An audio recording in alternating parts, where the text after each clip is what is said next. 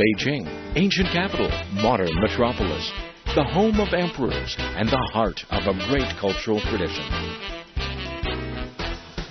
Beijing, old and sedate, young and dynamic, a modern open city on the fast track to reinventing itself. Beijing, where two worlds mingle. Being Beijing is experiencing the life, seeing the sights, sampling the culture. That's being Beijing.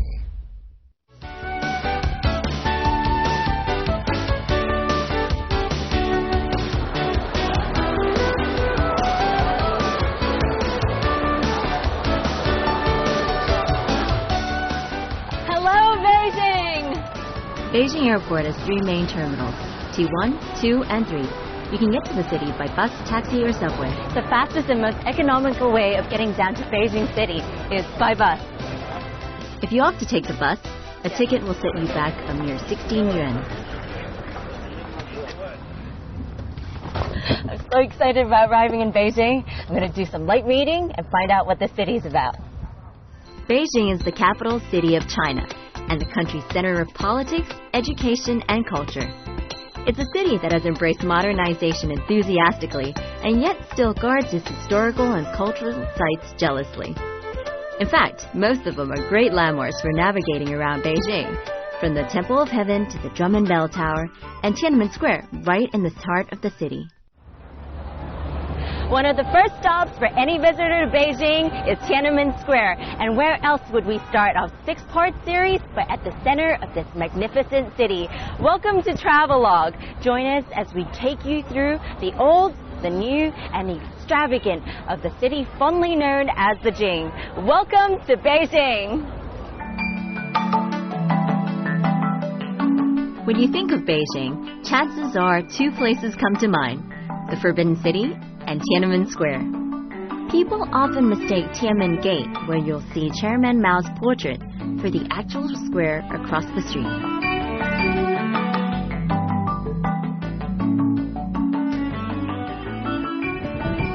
You can't come to Beijing and not get a photo taken at Tiananmen. So, just to prove that I was here, can you take a photo for me, please, Mr. Cameraman?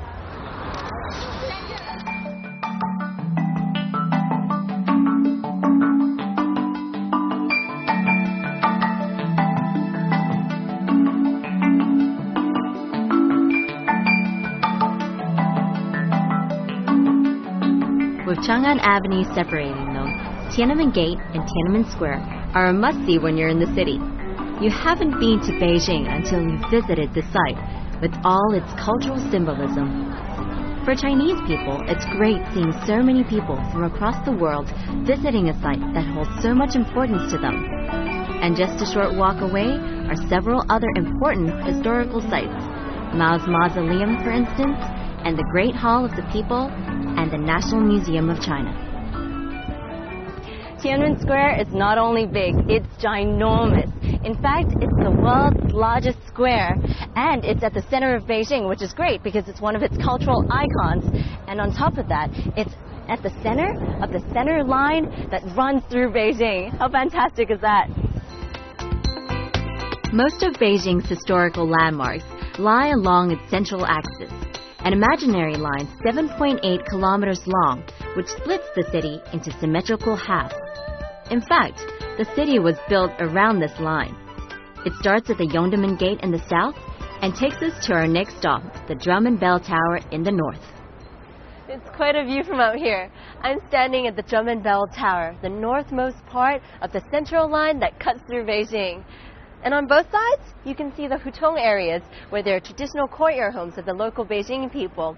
The Hutong area might look kind of messy on the outside, but the courtyard homes themselves, they're actually really symmetrical and neat on the inside. So let me show you my hostel. It's pretty special, a renovated courtyard house. I'm feeling a little jet-lagged anyway, so I'll just freshen up before heading out again. Here we are at my hostel. See, in the old days, they used to use this as a knocker. Go like that and they'll let you in. But nowadays, they have doorbells. Hey, Anna. Hello, Michelle. You have a good day? Yeah. Yeah? How are you? Yeah, I had a really good day today as well. Okay, I'm pretty tired, so I'm going to go to my room, okay? Okay. All right, I'll see you later. Bye. This place is magnificent. This used to be a traditional courtyard, but now it's been converted into a hostel. So there are rooms on all four sides, and it's just so beautiful.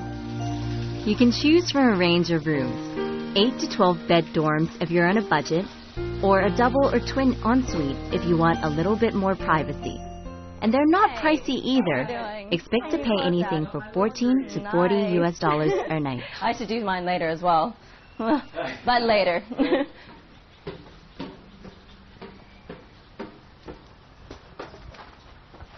Alright, I'm going to show you my room. This is my room. Home sweet home. You know, the first thing that I want to do when I get home is just lie in bed. It's so comfy. And you gotta love the modern amenities. Modern toilet, fresh towels, great shower, and Chinese basin and Chinese furniture combined together in this great bathroom. Well, if I want to go out, gotta get ready, so leave me be. There's a whole range of places you can stay at while you're in Beijing. But I think a renovated Hutong courtyard is the only way to go. It's quaint, personal, and if you speak to the owner, you might just get yourself an inside guide to the city. This one in particular is only a 10-minute walk away from the Forbidden City. Okay, so if you want to stay where I'm staying, in the typical courtyard hostel, this is what you do. You type in hostelworld.com, and then you click on China, type in the city, Beijing, and then Peking Youth Hostel, which is where we are. Find hostels. Now it's time to watch my travel guide. From here, you got a bird's eye view of Beijing, especially the Forbidden City. And what better way to see it than through the eyes of a local Beijinger? Especially at sunset. Seeing the Forbidden City so strictly planned along the central axis.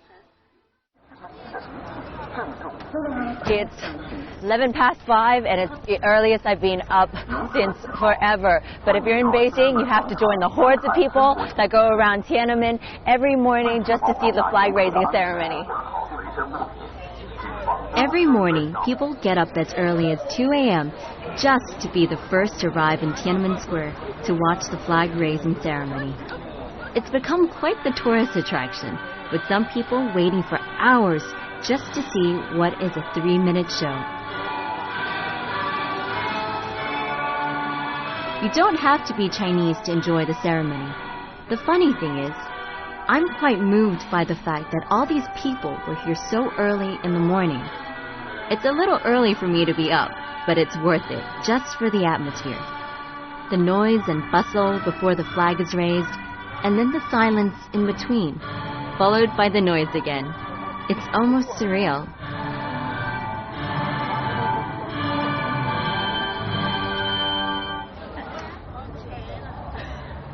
That was so symbolic. It's crazy. Look at the hordes of people with their phones and cameras out.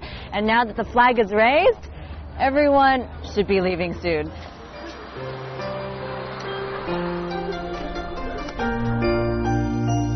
I think I'll take a little walk to the Forbidden City now.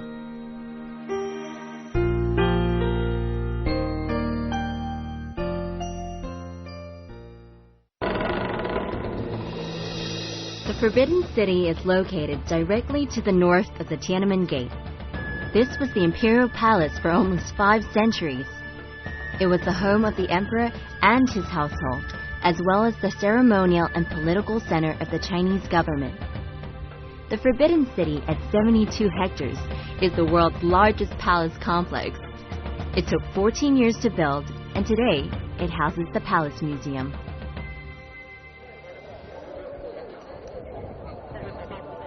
The Forbidden City was declared a World Heritage Site in 1987 and is listed by UNESCO as the largest collection of preserved ancient wooden structures in the world. Within its walls, the emperor used to start his day by greeting his ministers. While that time is now in the past, throughout the Forbidden City, you'll still see the emperor's emblem, the dragon. As yellow was the symbol of the imperial family, it is the dominant color in the Forbidden City. The roofs are built of yellow glazed tiles, the decorations in the various halls are painted yellow, and even the bricks on the ground were turned yellow. The one exception was the Royal Library.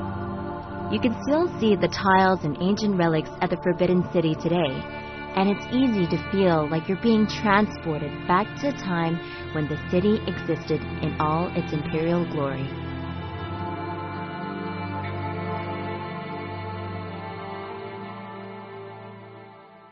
Wow, it's amazing. You know, in the past, every girl dreamt of entering the palace as a concubine or a mistress. But once they were within these walls, they wouldn't be allowed to leave, or it was really hard to at least. You know, can you imagine how many lives and stories these walls contain? It's amazing stuff. And I've been thinking about it a little as well. If given the choice, would you live here? And now, all that's left are the memories and the treasures and the stories. Entry into the Forbidden City will cost you 60 yuan, a small price to pay for a feel of the ancient city. Once you exit the north gate of the Forbidden City, just a short walk across the street is our next stop, Jingshan Park. Jingshan Park is one of the most famous parks in Beijing, and Jingshan Hill offers one of the best views around. I'm standing at the highest point of the central axis line. And I'll tell you this, the view is amazing. You can see the roofs of the Forbidden Palace stretch right across down south. So beautiful.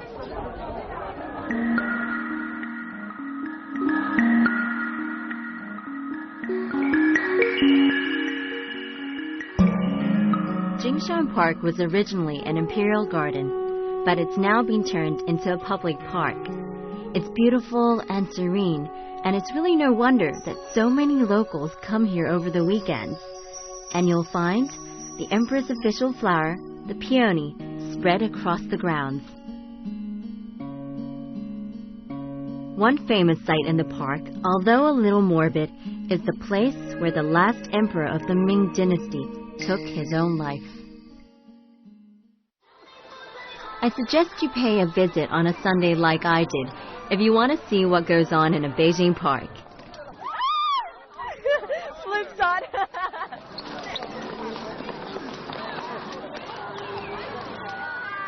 It can get a little crowded sometimes, but that just adds to the atmosphere.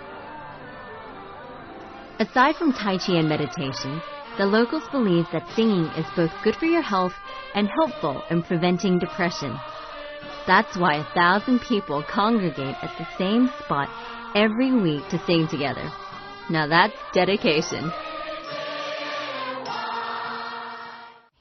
The best way to see Beijing is by bike. So I figured I'd rent myself one. But it's been 14 years since I've actually ridden one, so on my part, this is pretty daring. Whoa! Yeah, look at me go! A ride around the Forbidden City should take about half an hour, but chances are you'll be spending a lot more time than that. In the past, only people of the highest rank and government officials were allowed to enter the Forbidden City. All the shops here were dedicated to the emperor's needs, and the hutongs today are still named after the different artisans that served the emperor.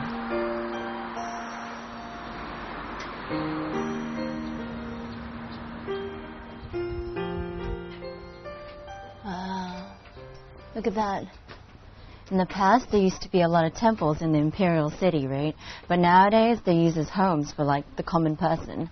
And you can still see, like, right up there where the tiles are, it's got the yellow and the dragons that used to be used only for the emperor.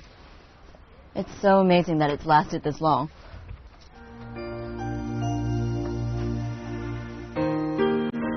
Every morning, you'll see elderly locals around the city walking with bird cages or riding their bicycles with the cages strapped to the back. A favorite local pastime is taking pet birds to the park and listening to them sing. And now to Beihai Park, where you'll find many regular visitors. One of them is the flute player who comes here every day to draw people into the park. And he tells me he does it just because he loves to.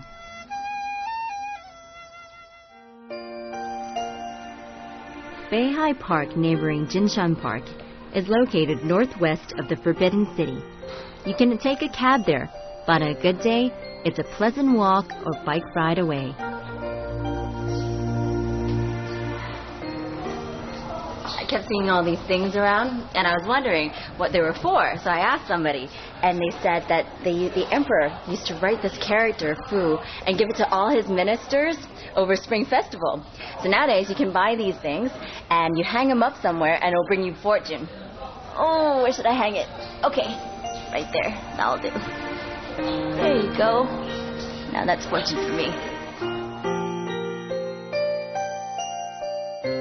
In the past, Beihai was the winter palace, and the imperial family and their entourage would spend the colder months here. Nowadays, it's said to be one of the oldest, largest, and best preserved ancient imperial gardens in China. One of the most important features of Beihai Park is the 9 dragon screen. In the past, the number 9 and the dragon were a symbol used only by the emperor, and 9 in Chinese is Jiu, which sounds like the word for longevity. The White Pagoda in Beihai was built on the orders of the first emperor of the Qing dynasty to show his belief in Buddhism and his desire for the unification of the various ethnic groups in China. Now I've heard that just around the corner from the Forbidden City is a man who has been making opera masks for over 20 years. Ah! Okay, he's the guy I'm looking for. Whoa! Hey, how are you? Hey, 你好. 你好. 你好. It's Beijing Opera. Oh, cool. Okay. Mr. Guan is an acknowledged master of his craft. Beijing Opera. Oh, wow. He quit his job as a factory worker in 1983 to pursue his passion for painting Peking opera masks. Made of paper. Oh, okay. 这可以这画完了北京 Opera mask. 哦，好。可以戴在脸上了。哎呀呀，对。 He tells me that he's the first person in Beijing to paint an opera mask with 2 faces. His masks are made from paper mache, clay, or plaster of Paris, and he says a small mask takes at least 2 days to make, while a life-size version about 3 days. Okay.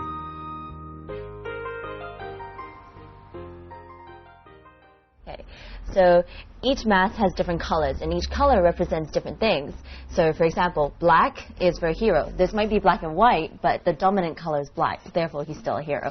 And green signifies headstrong characters, while blue is a fierce, and white, there are 2 kinds. So the first white is a watery white, which it means someone who's treacherous. Whereas an oil white is an arrogance. It symbolizes arrogance and dominance and strength. So he's a good guy. Right, let's keep going. Paint the good guy's face. I have to say, Mr. Guan's personality is just as colorful as his mask. It's been great spending time with him. 基本上全都完了。 Okay, 我也是。我就想哥俩，你看那个，是不是？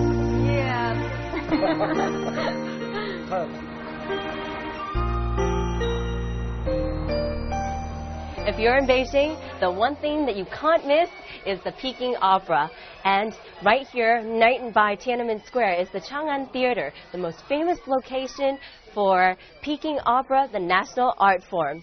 Well, getting ready for the opera here isn't quite the same as getting ready for the Western opera. I mean, you still have to get all dressed up, but there's a lot of makeup and clothing involved for different characters and personalities on stage. And now, the actors are about to get ready for tonight's performance. Peking or Beijing opera is the national opera form. Despite the name, though, its origins are in Anhui and Hubei provinces. It combines the skill of oration, singing, dancing, and combat in movements that are symbolic and suggestive, rather than realistic. The performers are judged on the beauty of their movements. Watching the Peking opera is quite an experience. You won't entirely understand what they're singing about, even if there are screens with subtitles to help. But it's the energy that radiates from the performers and their elaborate costumes that make it worth sitting through.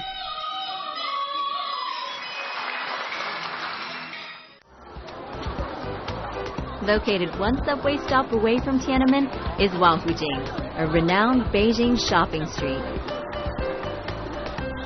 You'll find many shopping outlets and stores here, but if you're looking for some local souvenirs, do a little exploring. And off the main street, you'll find a quaint little alley full of stalls. Look, it's snowing. Another one. Snowing at the Great Wall. Look, no children's toys. You come to China, you gotta buy some of these Mao souvenirs. Oops, wrong hat. What do you reckon? Bookmarks. Yes. China art. These are qipao. Be sure to bargain though and play hard to get a little. That'll bring the price down. Because I love Beijing. And just a short walk away, you'll find a more typical shopping experience. Beijing is a city known for its history and culture, but within what was the old imperial city, you'll also find international brand names. Right there.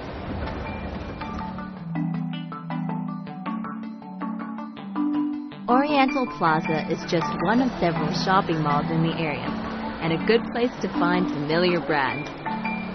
Nearby, you'll find the largest bookstore in Beijing, the Foreign Language Bookstore, as well as the Artist Mansion, if you're looking for art supplies and various other knickknacks. The entire area is pretty much a shopping haven, so keep your wallet in check and watch out, just in case the heat from your plastic burns you. At night, the Wanfujing area is lit up and vendors selling food from all over China set up stalls here. From the famous Xinjiang lamb skewers to the more exotic tastes of Chinese cuisine, you'll find local delicacies. The vendors are always more than happy to tell you just what you're about to eat. 老北京的龙珠火烧，地的香，这碗尝尝，哥们儿，倍儿棒！先做一碗。豆腐有火烧有肠都有一套的啊。Oh. 哎，吃起来来碗要辣不辣的都有啊。This smells gorgeous. It's like 这是北京的 beef 风味 with tofu and 香 soup. 来， It's 吃吧，没错啊。 Beijing specialty. 后面来尝尝，后面的来碗试一试。哎，好嘞，来了。 Giving me a free taste. Yeah, I love Beijing people. Okay. 后面来尝尝，后面的。Hello, noodles, no meat, vegetarian. Yeah, I like meat. So good. This is really good. 就是香。 Here, ever seen lamb testicles? Well, yeah, that's what it looks like. Oh, this lamb. Lamb? In the Xinjiang is famous. Oh, yum. Hey, that's 这个什么 Mushroom. Sea mushroom. A sea mushroom? Yeah. Silkworm. Silkworm? Yeah, it's good for you. You want one? Oh, I eat this yearly. I like this.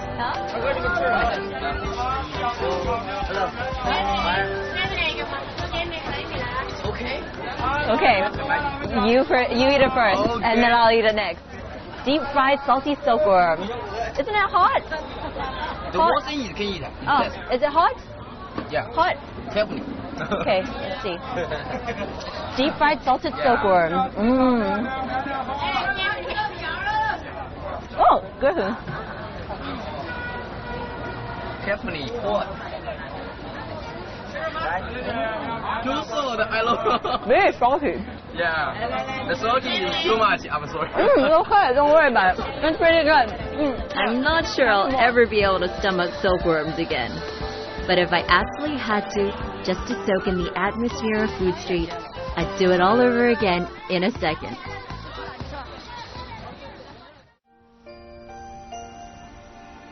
Lao Beijing, or Old Beijing, is a term used to describe the families who have lived in Beijing for more than 3 generations. And one afternoon activity that they're particularly fond of is kite flying. And what better way to enjoy an old city than to learn an art form from the locals? I'm getting really good at this.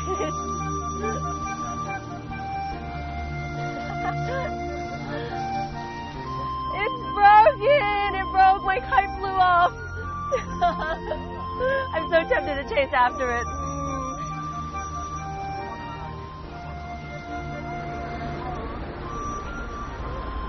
Around the Forbidden City, you can get a taste of the local life in Beijing.